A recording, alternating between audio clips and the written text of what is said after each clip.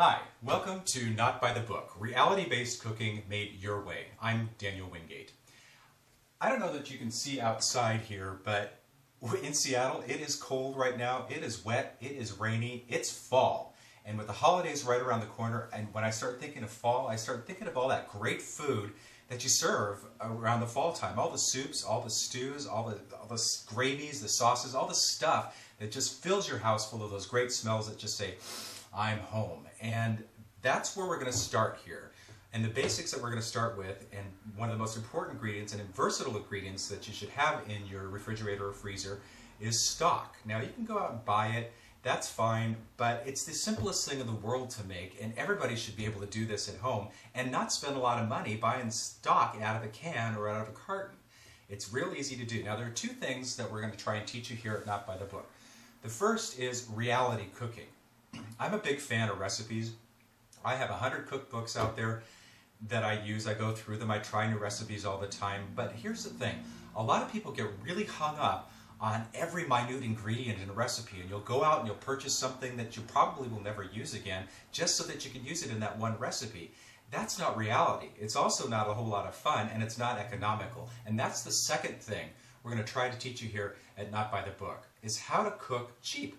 How to do it and stretch those food dollars, which is especially important in today's economic market. Now, what we're going to start with is the most versatile of all stocks, and that's chicken stock. And I'd like you to take a look at something. Take a look. Now, I bought this chicken at the store on sale for $3.10. We get a couple of meals out of this chicken, but what's left from that chicken are the bones, and most people will take those bones and throw them right into the trash. I am not one of those people, and neither should you be either. That's going to be the basis of our chicken stock right there. Now, we go through a lot of chickens at our house, so we tend to just save those bones. We'll take a Ziploc bag, fill it up with the bones, throw it in the freezer, and just leave it there until we're ready to make stock out of it. Don't throw that stuff away. That stuff is gold. That's where you're going to start stretching that dollar, and you're going to come out with your homemade chicken stock based on the bones that you're going to get out of this chicken. 3 meals plus the bones that are going to stretch that out. Do the math, it makes sense. Now you can go out and purchase this.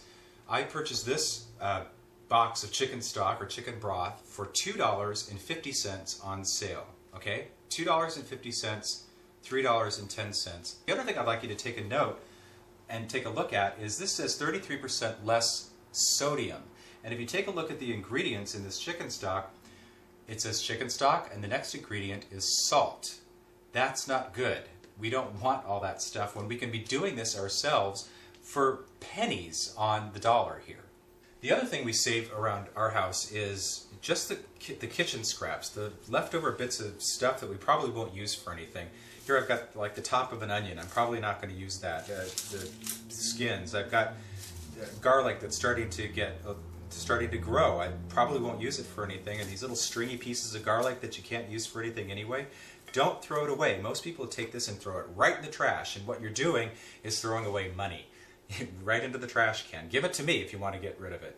The other thing that I save, we've used rosemary for something the other night. I've got this one little piece. Don't throw it away. Throw it in a Ziploc bag and save it in your freezer until you're ready to make stock. Handful of carrots. Probably not going to use those for anything either. So again, saving it in a Ziploc bag in the freezer and using it in my stock. This is where you start stretching those food dollars out. This is where you're going to start building the backbone of your stock right here. And it all is just the stuff that you probably would throw away anyway. Don't do it. Save it. I'll show you in just a second how we're going to do this. Okay, so let's get to this, shall we? I've got a stock pot here. If you don't have a stock pot, you can use a roasting pot or whatever you've got. Something that's going to hold a lot of water, because you're going to need that. Take the bones. Now watch very carefully, because this is very tricky. Take the bones. Now watch the trick. Dump them into your stock pot. It's that simple, okay? Fill it full of cold water and stick it on the stove. Now watch the other trick. It's coming up. Hold on. Okay, now I'm going to take this and put it on the stove. It's got cold water and it's got the bones, and here's the trick, okay? Take your stove and turn it on high. That's it. When it gets to a boil, then you're going to take this and reduce the heat to a simmer and let it go for about 3 to 5 hours. That's all you have to do, I promise. Wait, watch. Okay, this has been going for about 3 to 5 hours. It's just been simmering here. I've been keeping my eye on it, making sure there's enough water. Now it's gone 3 to 5 hours. I'm going to take those vegetable scraps that we talked about earlier and just dump them in the pot. Make sure it's got the water in it that I need. Cover it. Let it simmer there for another hour, 2 hours maybe. And that's it. Really, it's that simple. Now watch this. We've let this go for another couple of hours after adding the vegetables to it. It simmered there. We made sure there was enough water in it to keep it going.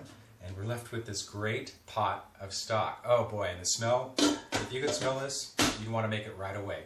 What I'll do is I'll probably take this and strain it off, put it in a plastic container, let it cool down some, put it in the refrigerator to cool completely. The fat will rise to the top, so you want to take that off and use it for something else or just toss that away. And you can have this stock to use for soups, for stews, for gravies, for braising your turkey, your chicken, pork, what have you. In either case, you're left with this great amount of stock that's going to add a dimension of flavor to your cooking for other recipes that we're going to go into in the series. Now, that's it for roasted chicken stock from Not By The Book. I'm Daniel Wingate. For more information, please contact us at notbythebook.com. Information's at the bottom of your screen. And join us next time for beef stock done 2 ways. That's it. Have a good day. Thanks for joining us. Bye-bye.